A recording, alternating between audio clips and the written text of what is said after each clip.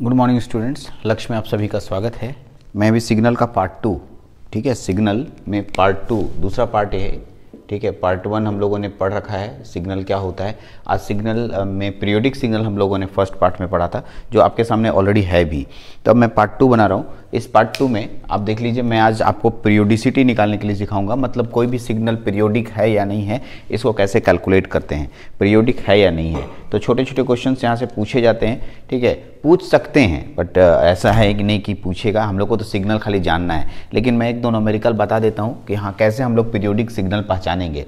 जैसे मैंने एक फॉर्मूला दिया था, x t plus T nought is equal to x t. तो इसको सर समझने के लिए मैं एक दो एग्जाम्पल्स आपके सामने रख रहा हूँ कि कोई सिग्नल पीरियोडिक है या नहीं है, कैसे पहचानेंगे। फोटो देख कर तो पहचान ही सकते हैं, लेकिन अगर मेरे पास, क्योंकि हम लोग इंजीनियर है, तो हमें इक्वेशन के फॉर्म में दिया रहेगा वो सिग्नल पीरियोडिक है या नहीं है। इसको पहचानने के लिए हम लोग यहाँ पर कुछ कैलकुलेशन करेंगे। जो मेरा फर्स्ट क्वेश्चन है उसी को बनाते हैं हम लोग। पहला क्वेश्चन कंप्लीट करते हैं, उसके बाद दूसरे क्वेश्चन पे आएंगे। हमारे पास लिखा है, देख लीजिएगा, साइन π/3 इंटू टी। ठीक, जैसे ही इस तरह के क्वेश्चन आएंगे आप इसको कंपेयर कर लीजिएगा साइन ओमेगा टी से। जनरली इस तरीके से ओमेगा टी, क्योंकि एसी में ओमेगा टी का यूज़ ज़्यादातर करते हैं। आप पढ़े भी होंगे एसी, अगर आप एसी पढ़े होंगे तो वहाँ पर सर लोग पढ़ाते हैं V = VM sine omega T. तो ओमेगा टी लेना जरूरी है, बिना ओमेगा टी के आप यहाँ नहीं बना सकते हैं, ठीक है। कोई इन्फॉर्मेशन नहीं है तो हम लोग ओमेगा टी तो ले ही सकते हैं। तो अगर मैं इसको इसके साथ कंपेयर करूँ तो साइन के जगह पर साइन है, टी के जगह पर टी है, इसका मतलब यहाँ से ओमेगा इज इक्वल टू निकल जाएगा π/3, निकल जाएगा ना। ओमेगा का मान निकल गया π/3। यहाँ तक क्लियर हो गया, ठीक। एक लड़का बोलता है, सर वी नो, हम लोग पहले से जानते हैं। क्या जानते हैं, देखिएगा, हमें पता है सर ओमेगा बराबर होता है 2πf, होता है ना, और f को कहते हैं 1/टाइम पीरियड, ये भी पता है, यानी 2π/t, 2π/t, टी, यहाँ टी को टी नॉट मानते हैं। टी माने टी यानी टाइम पीरियड, यही है टाइम पीरियड, टी नॉट। यहाँ टी नॉट यूज़ किया गया क्वेश्चन में, इसलिए मैं टी नॉट यूज़ कर रहा हूँ। अगर आप यहाँ टी लेते तो हम यहाँ टी लेते, कोई दिक्कत नहीं। टी नॉट या टी दोनों एक ही मतलब हो गया। यहाँ पर टी नॉट लिया गया तो मैं टी नॉट लूँगा। तो omega is equal to formula हो गया 2π/t नॉट। तो अब बताइए टी नॉट का मान निकाल लीजिए। यहाँ से टी नॉट का मान निकालिएगा तो क्या फॉर्मूला हो जाएगा, 2π/ओमेगा होगा ना। आइए टी नॉट का मान निकालिए, 2π/ओमेगा का मान निकाल चुके हैं हम π/3। तो यहाँ से π/3 कीजिएगा, π/3 इसको सॉल्व कीजिएगा तो होगा 2π × 3/π। पाई से पाई कट हो जाएगा, वैल्यू आएगा 6, यानी टी नॉट की वैल्यू आ गई 6। ये आ गया टी नॉट का मान, ये टी नॉट का मान आया। बट अभी भी साबित नहीं हुआ कि x t plus T nought is equal to x t. कहने का मतलब यहाँ पर हम लोग लिख सकते हैं एक्स टी, यानी एक्स कौन है सर, तो कोई फंक्शन है, एक्स फंक्शन है, और उसमें टी प्लस टी नॉट करने पर फिर एक्स टी ही मिलेगा हमें। ये हमें साबित करके दिखाना है। चलिए ठीक है, x t plus T not को साबित करके हमें दिखाना है, ठीक है। अब इसको कैसे साबित करेंगे ये देखिएगा। जैसे ही मैं इसको साबित करने जा रहा हूँ, ठीक है, साबित करने के लिए हमें ये जो इक्वेशंस है इसको देखिएगा, ठीक है। यहाँ पर देखिएगा टी प्लस टी नॉट हमें करना होगा, टी एफ दिया हुआ है हमें, तो इसको हम लोग टी प्लस टी नॉट निकालेंगे। देखिए कैसे निकालेंगे। यहाँ पर जो हमें दिया हुआ है वैल्यू, क्या लिखा हुआ था, साइन π/3 टी। अब इस टी के जगह पर हमें टी प्लस टी नॉट करना है, यहीं पर ध्यान रखना है, ठीक है। टी प्लस टी नॉट, यानी जहाँ जहाँ मेरे पास टी होगा उसकी जगह पर T plus T naught put करना है। यानी हम क्या पुट करने जा रहे हैं, साइन π/3 को रहने दीजिए हमारे पास, और यहाँ टी के जगह पर लिख देंगे टी प्लस टी नॉट, और सॉरी टी, हाँ T plus capital T naught, naught छोटा T naught, T plus T naught, ठीक, मैंने लिखा भी है। अब एक बात बताइए, वैल्यूज आपको मिल गया, यही ना हमें निकालना था, टी प्लस टी नॉट। बाकी वैल्यू तो आपके पास दिया हुई, तो पहले से कांस्टेंट वैल्यू है। टी का मान टी के जगह पर, ठीक है, साइन टी रहता तो उसके जगह पर टी प्लस टी नॉट करके मान निकालते, तो वही मान, उतना ही मान आना चाहिए हमें। तो यहाँ पर π/3 को अपनी जगह पर रहने दीजिए, टी के जगह T plus T naught put करेंगे, क्योंकि साइन π/t है, तो sine π/3 T plus T naught का मान साइन π/3 टी आना चाहिए। चलिए वैल्यू निकालिए। यहाँ पर देखिए साइन, ठीक है, π/3 into T plus T naught का मान कितना है आपके पास, टी नॉट का मान 6, टी नॉट का मान 6। गुना कर सकते हैं, यस कर सकते हैं सर, गुना कीजिए यहीं पर, ठीक है। गुना कीजिएगा तो कितना आ जाएगा, sine π/3 T, π/3 into T plus π/3 into 6 कीजिएगा तो यहाँ 6 3 2 6, 2π हो जाएगा, ब्रैकेट घेर दिए, ठीक, ये आ गया। तो फिर हमें तो ये नहीं लाना है ना सर, हमें ये लाना है साइन पाई बाई 3t आना चाहिए इसको सॉल्व करने पर, इसको सॉल्व करने पर इतना आना चाहिए, तभी तो हम बोलेंगे। तो चलिए इसको साइन ए प्लस बी पढ़े होंगे आप, साइन ए प्लस बी का formula, sign a plus b का फॉर्मूला। चलिए तो हम लोग इसको लगा देते हैं नाउ। क्या लगाएंगे देखिएगा, sine pi by 3 into T plus 2 pi. तो साइन ए प्लस बी का फॉर्मूला क्या होता है, sine a cos b, sine a, इसको ए मानते इसको बी मानते, साइन ए यानी sine pi by 3t sine a into cos b, cos, ठीक है, 2 पाई, ठीक, plus sine a cos b, उसके बाद क्या होता है cos a sine b, cos a, cos A pi by 3t cos a sine b, sine 2 pi. अब सबकी वैल्यूज आपको कैलकुलेट करनी है, जो मान आएगा वो बताएंगे एक एक करके। तो देख लीजिए आपके पास ठीक है, साइन 2 पाई का मान पहले बताइए, साइन 2 पाई का मान कितना होगा। तो आपके पास कैलकुलेटर होना चाहिए, बिना कैलकुलेटर के आप कुछ भी नहीं कर सकते हैं। कैलकुलेटर में जाइए, सबका मान निकालिए, तो इसमें मान निकल जाएगा, ये कैलकुलेटर से मान निकल जाएगा, ये तो t है इसलिए नहीं निकलेगा, ये भी मान निकल जाएगा। यदि इसका मान निकालिएगा, साइन 2 पाई का मान 0 होता है, तो 0 से किसी भी चीज़ को गुना कीजिएगा तो कंप्लीट ये 0 हो गया। अब ये इसका मान 1 होता है, ये 1, तो भाई अब आप देख लीजिए, इसका मान 1, इसका मान 0, तो ये कंप्लीट 0 और ये मान 1, यानी क्या लिख सकते हैं, sine pi by 3t into 1 plus ये कॉस लिखाएगा, cos pi by 3 into T into 0, तो ये 0 हो गया, ये 1 हो गया, यानी फाइनली हमारे पास क्या बचेगा, sign pi by 3 into T. अच्छा एक बात बताइए, जो आपके पास आंसर आया, ये आंसर ये नहीं है ना, ठीक है, इसी को तो हम शुरुआत में क्वेश्चन, पहला क्वेश्चन है, इसी को तो हम लोग यहाँ पर x ऑफ t मान लेते हैं, यही तो हमारा x ऑफ t था, और यही x ऑफ t अगर हम शुरुआत में माने तो हम बाद में निकाले t प्लस टी नॉट, यानी ये xt मानते हैं, ठीक है, तो इसको हम लोग x लिख सकते हैं x t प्लस टी नॉट, है ना, इसको क्या लिख सकते हैं बताइए, x t प्लस टी नॉट। क्यों सर, क्योंकि आप देख रहे हैं यहाँ पर निकाले थे t प्लस टी नॉट, यहाँ xt था तो पूरा इसको t था तो t बोले, इसको x बोले, इतना को आप x माने थे और ये t माने थे, और देखिए इसमें t नॉट एक t प्लस टी नॉट कर दिए तो t प्लस टी नॉट का मान आ गया। इसका मतलब आप देख रहे हैं कि ये xt का जो मान है वही x t प्लस टी नॉट का मान है, यानी यहाँ लिख सकते हैं x t is equal to x t प्लस टी नॉट, यानी दोनों बराबर हो गया। जहाँ भी ऐसा बराबर कंडीशन आ जाएगा यानी कि ये वाला सिग्नल पीरियोडिक सिग्नल है। इसलिए लास्ट में लिखेंगे, क्या लिखेंगे सर, देख लीजिए, sign pi by 3t is a periodic signal, यह एक पीरियोडिक सिग्नल है। देख लेता हूँ, नीचे दिखाई देना चाहिए, हाँ यह एक पीरियोडिक सिग्नल है। तो ये एक अच्छा क्वेश्चन हुआ कि कैसे हम किसी सिग्नल को पीरियोडिसिटी निकालते हैं। ऐसे आगे चल के बहुत अच्छे से इन सब चीज़ों को सिखाया जाएगा। मैं एक क्वेश्चन बताया कि हाँ चलो किसी का पीरियोडिसिटी कैसे पता चल रहा है कि कोई सिग्नल पीरियोडिक है, तो उसमें उसके तरीके से अगर बनाना शुरू कीजिएगा तो पीरियोडिक सिग्नल मिल जाएगा। ठीक है, तो चलिए नेक्स्ट क्वेश्चन पे बात करते हैं। क्या लिखा हुआ है, cos T plus pi by 3, उस पर भी बात करते हैं हम लोग।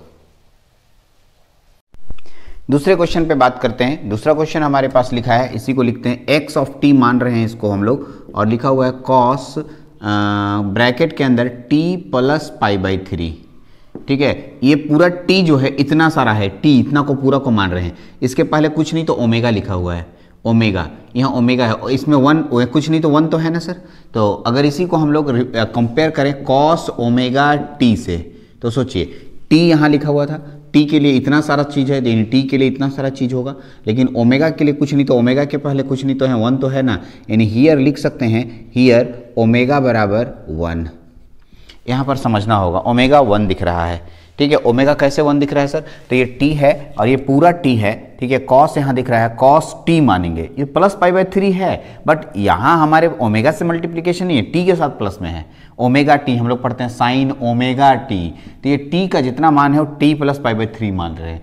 ठीक है, इसी के जगह पर, इस जगह पर लिखना है, ऐसे लिखिए sine omega T plus pi by 3, ठीक है। तो ये ओमेगा का मान यहाँ पर इसके पहले कुछ नहीं लिखा हुआ, तो 1 तो लिखा हुआ है, इसलिए ओमेगा का मान 1 ले लिए। जब ओमेगा का मान 1 ले लिए तो आप बताइए, ठीक है, टी नॉट का फॉर्मूला क्या था, 2 पाई बाई ओमेगा भी तो लिखा लेते, यानी कि इसका मान हो जाएगा 2 pi by 1 is equal to 2 pi. किसका मान आ गया, टी नॉट का मान आ गया। चलिए, जब टी नॉट का मान आ गया 2 पाई बाई ओमेगा, तब हम निकालेंगे, देखिए x t plus T not, x t plus capital T nought, यानी जहाँ टी दिख रहा था वहाँ पर टी प्लस टी नॉट रखना है, सिर्फ टी की जगह पर टी प्लस टी नॉट रखना है, ठीक है। यानी एक्स टी था तो यहाँ भी टी लिख दिया गया। अब आइए क्या लिखेंगे, कॉस रहेगा, टी को हटा दीजिए, टी को गायब कर दीजिए, उसकी जगह पर लिख दीजिए T plus capital T not plus pi by 3। कोई प्रॉब्लम नहीं सर, कोई प्रॉब्लम नहीं सर। कहाँ लिखे, कैसे लिखे, यहाँ हम देखिए टी के जगह पर टी प्लस टी नोट लाए, तो यहाँ पर टी के जगह पर टी प्लस टी नोट लगाया, प्लस पाई बाई 3 था, प्लस पाई बाई 3 रहने दिए। अच्छा, एक बात बताइए, ध्यान से सुनिएगा, यहाँ पर इंपॉर्टेंट बात देखिएगा, इस टी के बारे में, इस टी नोट के बारे में बताइए। टी नोट का मान कितना है, 2/3, यानी लिख सकते हैं कॉस, क्या लिखेंगे, t plus 2 pi plus pi by 3। अच्छा, सॉल्व करते हैं, सॉल्व कीजिए। आइए यहाँ से इसको तोड़ते हैं, यहाँ t plus 2 pi plus pi by 3 आया। अब इसके बाद सॉल्व करते हैं, तो हम लोग कैसे सॉल्व करेंगे देखिएगा, इसको जोड़ भी सकते हैं आप, जोड़ के a प्लस बी में तोड़ दीजिए, या इसको ऐसे ही रहने दीजिए, थोड़ा इसको सजा देते हैं। देखिए कॉस पहले आया था, उसके बाद t प्लस, ये था हमारे पास t प्लस पाई बाई 3 था ना हमारे पास, t को रहने दीजिए, प्लस पाई बाई 3 बीच में था, बाद में हमने t नॉट ऐड किया है। देखिए t नॉट, तो t नॉट का मान कितना था, 2 पाई, इसलिए अलग कर दीजिए। तो एक काम कीजिए ना, कॉस a इतना को मानिए, देखिए मैंने इसको ब्लू कलर से मैं मेंशन कर दे रहा हूँ, इतना को a मानिए और इतना को b मानिए। अब कॉस a प्लस बी कीजिए जानबूझ के। सर इसको a नहीं मान सकते थे, क्योंकि आपने ये टर्म तो पहले यूज किया है ना, इसके बाद ये वाला, ये दोनों का, उसके बाद इसको बाद में ऐड किया, तो इसको b मानना होगा। लेकिन अगर आप चाहेंगे इन दोनों को ऐड करके ही बनाने का, तो फिर बन जाएगा त्रिकोणमिति का कोई, तो त्रिकोणमिति आ गया जी, हमें इसको सॉल्व करना है। अब इसको त्रिकोणमिति तो बहुत पढ़े हो, बहुत सारा तरीका जानते हो, कोई तरीके का यूज करके इसको सॉल्व कर सकते हो। ऐसा नहीं कि मैं जो बोल रहा हूँ वही तरीका लेना है, आप अपनी मर्जी से लेना। हम 2 पाई अलग इसलिए क्योंकि जब ए बी में तोड़ेंगे तो 2 पाई वाला का फॉर्मूला कैलकुलेट करना बहुत आसान है, इजी वे में होता है, इसलिए।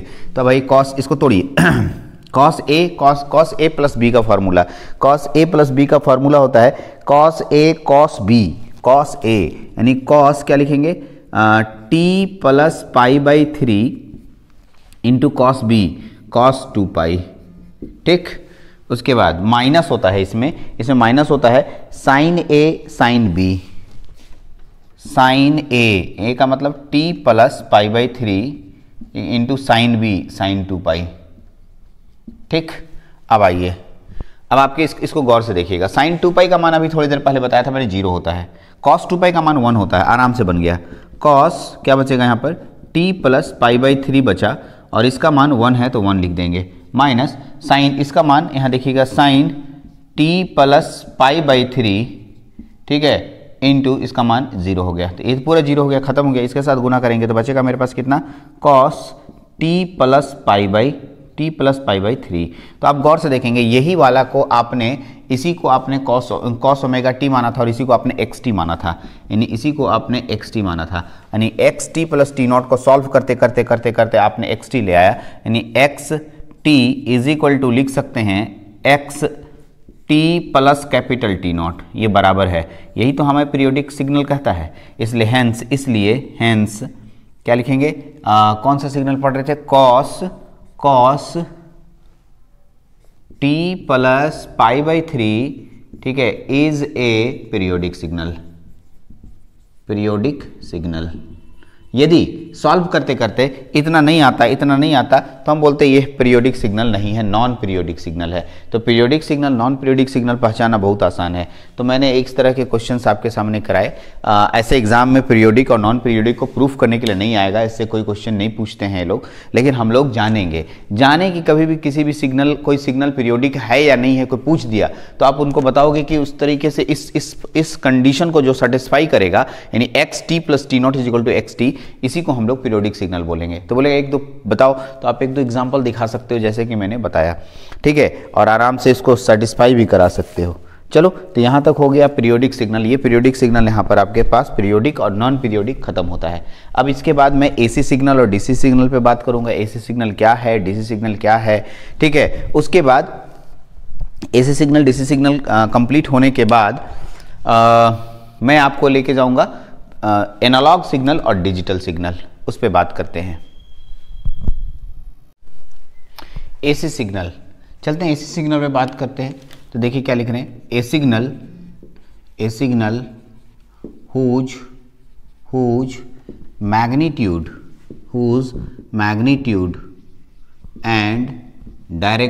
magnitude and direction changes every moment of time, every moment of time is called, उसे कहा जाता है is called AC सिग्नल, उसे AC सिग्नल कहते हैं, ठीक है। कहता है कोई ऐसा सिग्नल जिसका डायरेक्शन भी चेंज होगा और मैग्नीट्यूड भी चेंज होगा, दोनों चीज़ मैं अंडरलाइन कर रहा हूँ, ध्यान देंगे। कौन कौन सा, मैग्नीट्यूड चेंज होना चाहिए और डायरेक्शन चेंज होना चाहिए। मैग्नीट्यूड और डायरेक्शन दोनों चेंज होता है, ठीक है, उसे हम लोग क्या बोलते हैं, एसी सिग्नल बोलते हैं। कोई भी ऐसा सिग्नल होगा, कोई भी दुनिया का कोई भी सिग्नल जिसका मैग्नीट्यूड हर मोमेंट पे चेंज हो रहा है और जिसका डायरेक्शन हर मोमेंट पे चेंज हो रहा है, उस तरह के सिग्नल को हम लोग एसी सिग्नल का नाम देते हैं। सर कुछ समझ में नहीं आया, मैग्नीट्यूड चेंज होना और डायरेक्शन चेंज होना। मैग्नीट्यूड का मतलब होता है वैल्यू, मतलब मान ले मेरे पास अभी 10 रुपया है, फिर 20 रुपया हुआ, फिर 30 रुपया हुआ, फिर 40 रुपया हुआ, फिर घटते घटते 0 रुपया हुआ, फिर घटते माइनस में चले गए या माइनस में गए, ठीक है, माइनस में वैल्यू आ गया, फिर प्लस में आया, 0 रुपया आया, फिर प्लस में गया, मतलब मेरी वैल्यूज़ कभी कम अप एंड कभी डाउन हो रही है। ऐसी स्थिति को हम लोग कहते हैं मैग्नीट्यूड का चेंज होना, ठीक। दूसरा डायरेक्शन, फिजिक्स में डायरेक्शन या इलेक्ट्रॉनिक्स में डायरेक्शन का मतलब क्या होता है, ठीक है। यहाँ पर करंट का स्टडी करते हैं हम लोग, तो करंट एक बार क्लॉकवाइज मूव करता है, सर्किट में मूव करता है, क्लॉकवाइज मूव करता है, तो एक बार एंटी क्लॉकवाइज मूव करेगा। यहाँ हम लोग जनरली करंट को ही लेके चलते हैं क्योंकि अल्टरनेटिंग करंट है, एसी का फुल फॉर्म अल्टरनेटिंग करंट होता है। तो करंट एक बार क्लॉकवाइज मूव करेगा। करंट कहाँ मूव करेगा, तो करंट सर्किट में मूव करेगा और सर्किट में क्लॉकवाइज मूव करेगा, लेकिन एंटी क्लॉकवाइज भी तो मूव कर सकता है। तो यस, एक बार क्लॉकवाइज और एक बार एंटी क्लॉकवाइज, एक बार क्लॉकवाइज एक बार एंटी क्लॉकवाइज, यानी हमारे घरों में जो करंट आ रहा है एक बार क्लॉकवाइज मूव करता है और एक बार एंटी क्लॉकवाइज मूव करता है। मतलब ठीक है, हमारे पोल से एक बार यहाँ पर आया, फिर वापस गया, फिर गया वापस, यानी clock anti clock, clock anti clock, ऐसे घूमते रहता है, घूमते रहता है, घूमते रहता है। इसे हम लोग एसी कहते हैं। ये एसी है, यानी कि हमें कोई भी सर्किट आप बनाते हैं जहाँ से एनर्जी सोर्स दिया गया, ठीक है, उसमें करंट का डायरेक्शन हर मोमेंट पे चेंज हो रहा है। और जो हमारे घरों में सिग्नल आता है वो 50 हर्ट्ज का है, मतलब ये जो चेंजिंग होता है एक सेकंड में 50 बार क्लॉक साइकिल क्लॉकवाइज और 50 बार एंटी क्लॉकवाइज चलता है, यानी एक बार क्लॉक एक बार एंटी क्लॉक, 2 हो गया। ऐसे करते 50 बार एंटी क्लॉक 50 बार क्लॉक होता है, ठीक है। तो क्लॉकवाइज एंटी क्लॉकवाइज डायरेक्शन को इंडिकेट करता है। तो कोई भी ऐसा सिग्नल जो जिसका मैग्नीट्यूड और डायरेक्शन दोनों चेंज होता है उसे हम लोग कहते हैं एसी सिग्नल, ठीक। जनरली देखिए कैसा सिग्नल होता है, एग्जाम्पल अगर आप हम देंगे तो देखिए कैसा होगा, साइनोसॉइडल सिग्नल। इस तरह के सिग्नल को हम लोग एसी सिग्नल का नाम देते हैं। ये एसी सिग्नल हुआ, ये वोल्टेज अक्ष हुआ, जिसमें कि ये प्लस डायरेक्शन को, अक्ष के ऊपर प्लस, ये माइनस, ये प्लस ये माइनस को इंडिकेट कर रहा है। और ये जो इक्वेशन है इसे कहते हैं, आप पढ़े होंगे, V = Vm sin ωt, ये पढ़ते हैं, ये टाइम के अक्ष में है, ठीक है, पढ़ भी चुके हैं। दूसरा इसमें आप पढ़े होंगे, इस तरह के सिग्नल्स को पढ़े होंगे, ट्रायंगुलर, ठीक है, ये वोल्टेज ले लीजिए, ये ट्रायंगुलर सिग्नल इसमें आता है इस तरीके से, ठीक। तो ये टाइम अक्ष हो गया। फिर इस तरीके से आप देख सकते हैं,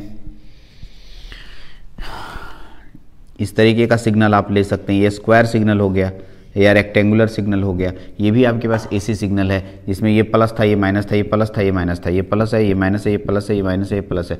इस तरीके से आपके पास एसी सिग्नल कहलाता है। ये सारा का सारा सिग्नल एसी सिग्नल का ग्राफ है। इसी में डीसी सिग्नल हम लोग लेते हैं। एसी सिग्नल हम लोग हाउस होल्ड में एसी सिग्नल का प्रयोग करते हैं ना, हाउस होल्ड में जो हम लोग के घर में जो आ रहा है वो एक एसी सिग्नल आ रहा है, कितना हर्ट्ज, 50 हर्ट्ज, 50 हर्ट्ज का सिग्नल आता है एसी का। दूसरा आता है डीसी सिग्नल। डीसी सिग्नल किसे कहते हैं, ठीक है। तो देखिएगा, a signal whose magnitude and direction do not change, ठीक है, a signal whose magnitude and direction do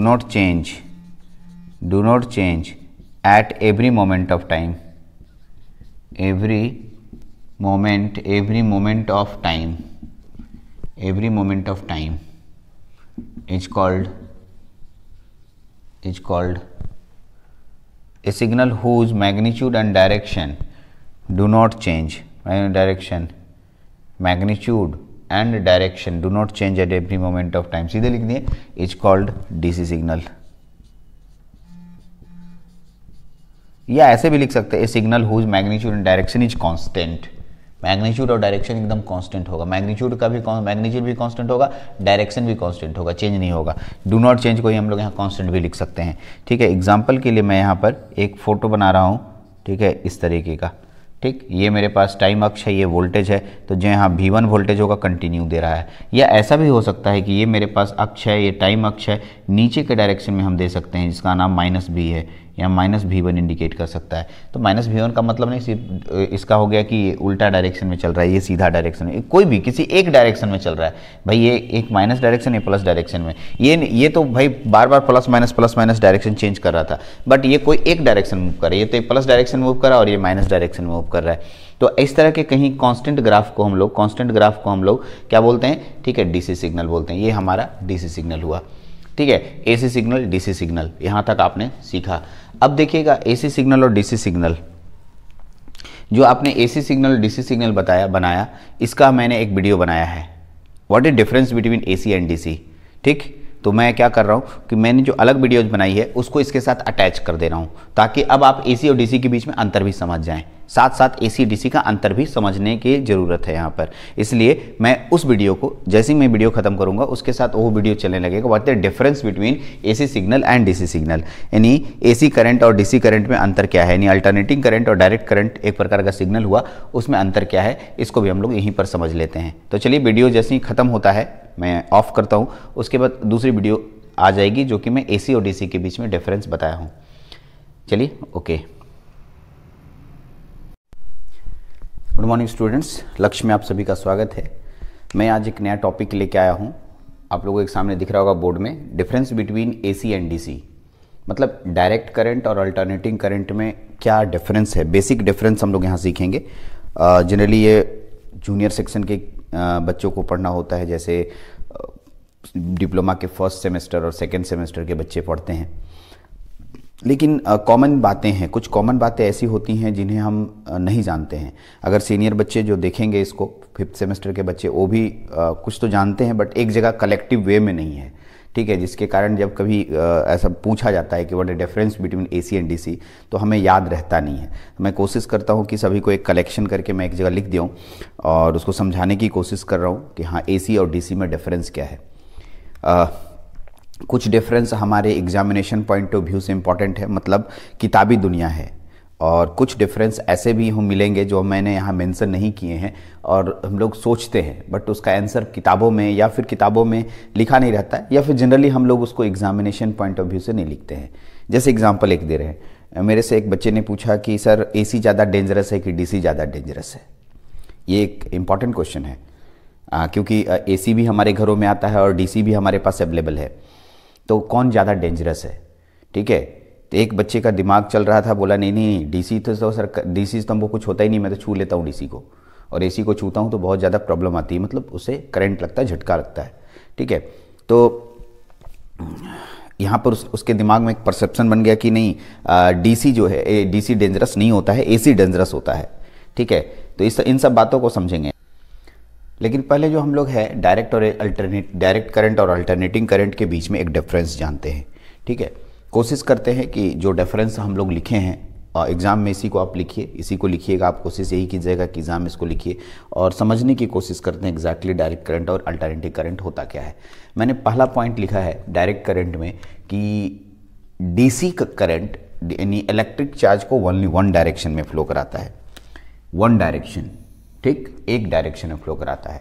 लेकिन इसमें जो इलेक्ट्रिक चार्ज होगा वो चेंजेस होगा डायरेक्शन पीरियोडिकली, नया शब्द है ना, पीरियोडिकली का मतलब होता है, ठीक है, एक बार किसी एक डायरेक्शन मूव करेगा, फिर एक बार अनदर डायरेक्शन मूव करेगा, इसे पीरियोडिकली हम बोलेंगे। यहाँ पर चेंजेस लिखा है, चेंजेस मतलब बदलेगा, यहाँ डायरेक्शन चेंज होगा।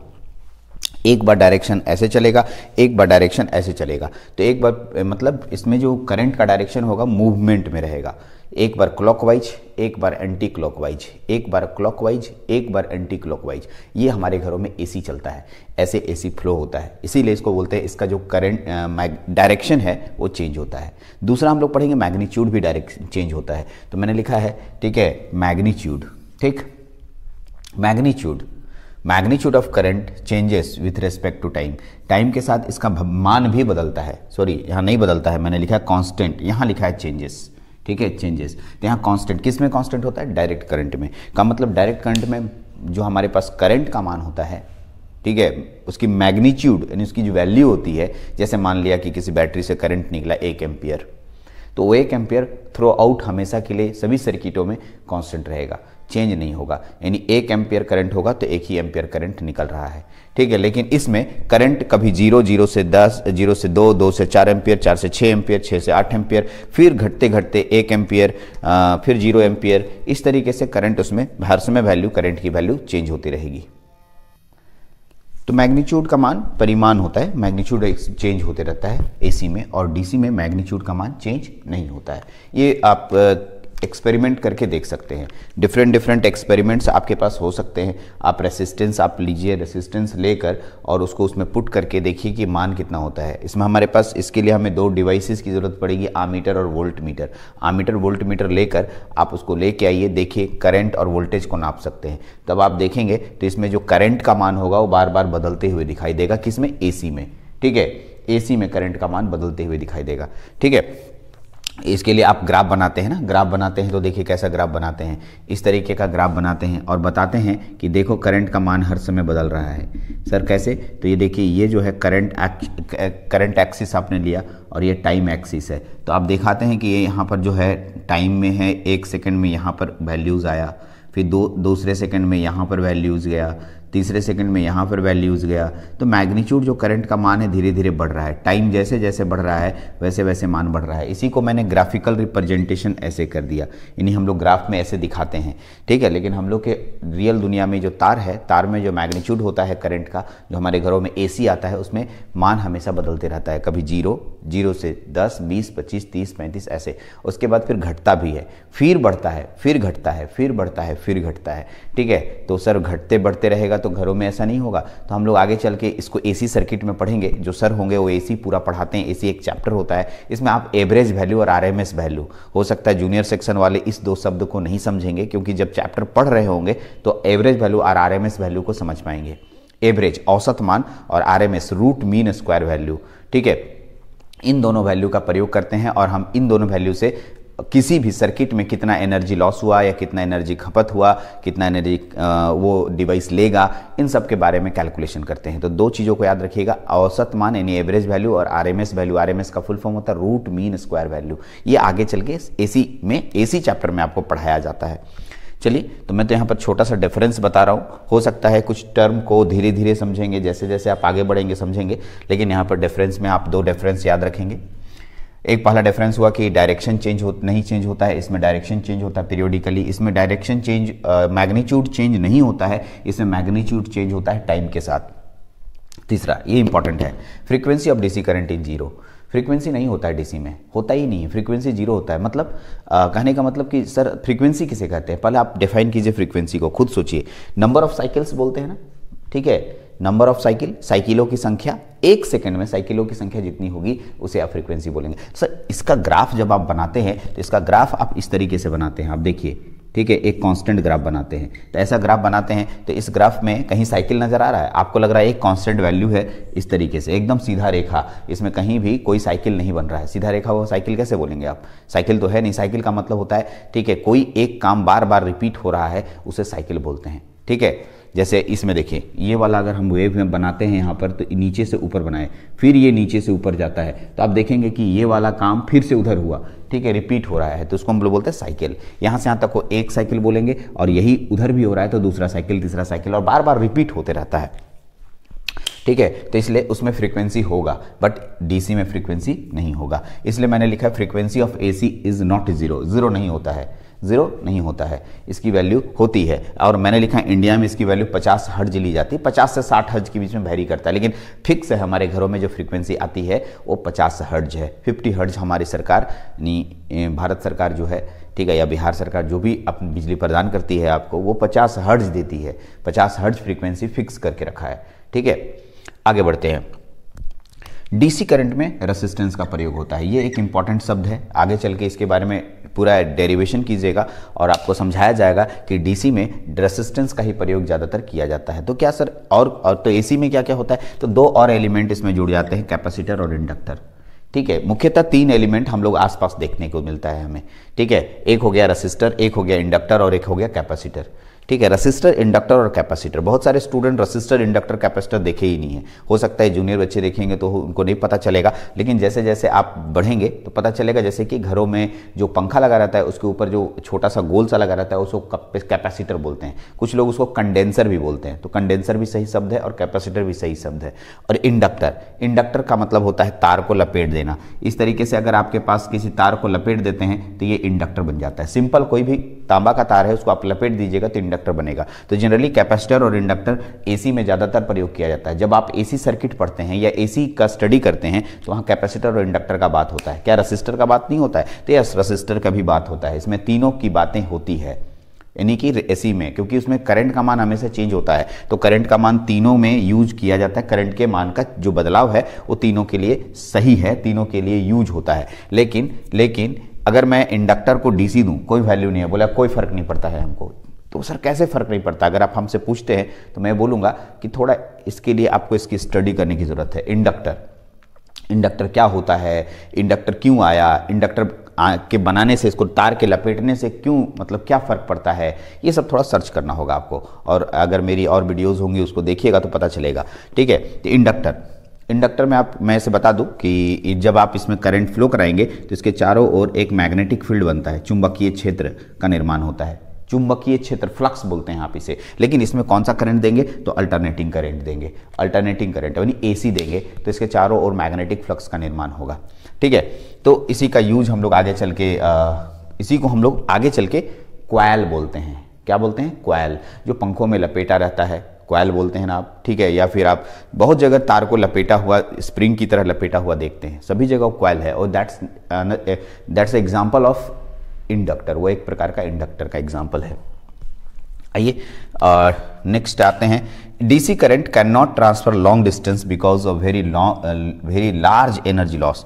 एक इस बात को हम लोग ध्यान रखेंगे कि डीसी का यूज़ अगर हम प्रोडक्शन कर भी लेते हैं तो लंबे दूरी तक हम इसको नहीं भेज सकते हैं, बहुत ज़्यादा एनर्जी लॉस हो जाता है। अगर हम प्रोड्यूस कर भी रहे हैं तो सर, एक बच्चे ने कहा कि क्या डीसी प्रोड्यूस होता है, तो हाँ होता है। केमिकल एनर्जी से हम लोग प्रोड्यूस कर लेते हैं, केमिकल से हम ढेर सारा एनर्जी प्रोड्यूस कर लिए, चलो। लेकिन इसको अगर हम लंबी दूरी तक भेजेंगे तो तारों के जो रेसिस्टेंस होंगे उसी में बहुत ज़्यादा एनर्जी लॉस हो जाएगा, तो पहुँचते बहुत कम एनर्जी बचेगा।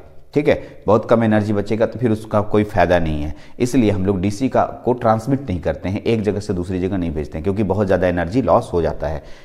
डीसी का प्रोडक्शन हो गया, कैसे हुआ सर? केमिकल एनर्जी से, और कोई तरीका नहीं है। आगे चल के हम लोग पढ़ेंगे कि एसी से डीसी में बदलते हैं आप, रेक्टिफायर, तो एसी से डीसी बदलते हैं। तो एसी का प्रोडक्शन होता है कहाँ बाबू? मैंने लिखा है कि पावर प्लांट्स और जनरेटर में होता है, जो लास्ट अंतर है आपके पास। चलिए, तो एसी को सेफली ट्रैवल कराया जाता है लॉन्ग डिस्टेंस में। देखते होंगे आप, बड़े बड़े पोल लगे रहते हैं, आप देखे होंगे, इस तरीके से पोल लगा रहता है, ऐसे, इसमें इस तरीके से पोल लगा रहता है, ठीक है, ऐसे, और यहाँ भी एक रहता है इस तरीके से, और यहाँ से ऐसे ट्रांसफ़र किया जाता है, ट्रांसमिशन लाइन बोलते हैं। और इस ट्रांसमिशन लाइन से आप बिजली को देखते हैं एक जगह से दूसरी जगह भेजा जा रहा है। ठीक है, बाकी बीच बीच में ट्रांसफार्मर्स लगे होते हैं, ग्रिड होते हैं, सब ग्रिड होते हैं, ठीक है, पावर हाउस होता है, बहुत सारे ऐसे सब स्टेशंस होते हैं, स्टेशंस होते हैं। आपको आगे चल के धीरे धीरे चैप्टर्स में ये सब मिलेगा। अगर आप अभी सेकंड सेमेस्टर में हैं और देख रहे हैं तो थर्ड में मिलेगा। ठीक है, और फर्स्ट सेमेस्टर के बच्चे हैं तो आप थोड़ा इंतजार कीजिए, थर्ड सेमेस्टर में एक सर आते हैं, ठीक है, पावर जनरेशन वाले सर, वो आपको बहुत अच्छे से समझाएंगे, या फोर्थ सेमेस्टर में पावर डिस्ट्रीब्यूशन वाले सर, वो सभी सबको समझाएंगे। चलिए हाँ, एक और आता है पावर फैक्टर। पावर फैक्टर एक टेक्निकल टर्म है जो कि आपको अभी मैं बताऊंगा तो समझ में नहीं आएगा, इसलिए पावर फैक्टर को याद कर जाइए। पावर फैक्टर डीसी का 1 होता है और इसमें पावर फैक्टर ठीक है, इसका जो 0 और 1 के बीच में लाई करता है। मैं इस टर्म को नहीं समझा रहा हूँ क्योंकि ये एक टेक्निकल टर्म है, जब चैप्टर के अंदर जाएंगे तो इसका यूज़ होगा, अदरवाइज आप इस टर्म को छोड़ सकते हैं। लेकिन क्योंकि अंतर हम लोग पढ़ रहे हैं तो इसको एक अंतर के रूप में हम लोग ले लें, ठीक है, कि हाँ चलो ये एक अंतर बन जाएगा। ऐसे पावर फैक्टर को डिफाइन किया जाता है, जब आप एसी पढ़ते हैं तो वहाँ पर पावर फैक्टर आप लोग को डिफाइन किया जाता है, ठीक है। इसका वेवफॉर्म मैंने छोड़ रखा है, तो ये वेवफॉर्म इसका दिखाए थे अभी थोड़ी देर पहले। एक वेवफॉर्म बना दीजिए, टाइम और इधर करंट दिखाना है। इसका करंट के रेस्पेक्ट में जो ग्राफ होता है वो एकदम कांस्टेंट होता है, लेकिन इसका जो करंट के रेस्पेक्ट में, टाइम के रेस्पेक्ट में जो करंट का ग्राफ होता है वो, ठीक है, ऊपर नीचे वेरी करता है। अलग अलग वेव हो सकते हैं टाइम के साथ, ठीक है। ये ट्रायंगुलर हो सकता है, ठीक है, ट्रायंगुलर हो सकता है, रेक्टेंगुलर हो सकता है, ये ट्रायंगुलर है, ये साइनोसॉइडल है, ऐसे बहुत सारे वेव्स हो सकते हैं। आइए लास्ट है सेल को, जो है सेल को बैटरीज, डीसी को, यानी डीसी को हम सेल या बैटरी से प्राप्त कर लेते हैं। एक छोटा सा डिवाइस होता है, इतना बड़ा मेरे पास डिवाइस है, उसके अंदर हम लोग इलेक्ट्रॉन जमा करके रखते हैं, वही हमारा डीसी है, ठीक है। लेकिन एसी को हम जमा नहीं कर सकते हैं, ये हमें एसी जनरेटर या पावर प्लांट से डायरेक्ट मिलता है, वहाँ उत्पादन हो रहा है और हमारे पास ट्रांसमिट हो रहा है और हमको मिल रहा है। एसी को स्टोर नहीं किया जा सकता है, एसी को स्टोर कहीं करते हुए आप देखे भी नहीं होंगे, क्योंकि इसमें समय के साथ वैल्यू बदलते रहता है। तो आप कैसे स्टोर करेंगे? कोई भी चीज़ स्टोर तब होता है जब वो कांस्टेंट होता है, लेकिन हम किसी चीज़ को समय के साथ बदल रहे हैं तो उसको हम लोग स्टोर नहीं कर सकते हैं। हाँ, लेकिन बाद में जो बदलते हुए चीज़ों को अगर मैं कन्वर्ट करके कांस्टेंट के रूप में कन्वर्ट कर दूँ, जो डीसी के रूप में कन्वर्ट हो जाता है, तो मैं इसको स्टोर कर सकता हूँ। जैसे हमारे घरों में एसी आ रहा है, ठीक है, तो क्या उसको स्टोर कर सकते हैं? तो नहीं। लेकिन हाँ, मैं बैटरी में उसको स्टोर कर लेता हूँ। बैटरी एक प्रकार का डीसी है। लाओ भाई, तुमको कन्वर्ट कर देते हैं एसी से डीसी। आपको याद होगा एसी से डीसी मैंने कन्वर्ट करने के लिए सिखाया था, उसका नाम है रेक्टिफायर। एसी से डीसी, एसी से रेक्टिफायर के साथ साथ मैंने फिल्टर लगाया था, यानी रेक्टिफायर प्लस फिल्टर अगर मैं लगा दूं तो हमें डीसी, प्योर डीसी मिलने लग जाएगा। तो इस तरीके से हम लोग डीसी, एसी से डीसी कन्वर्ट करते हैं।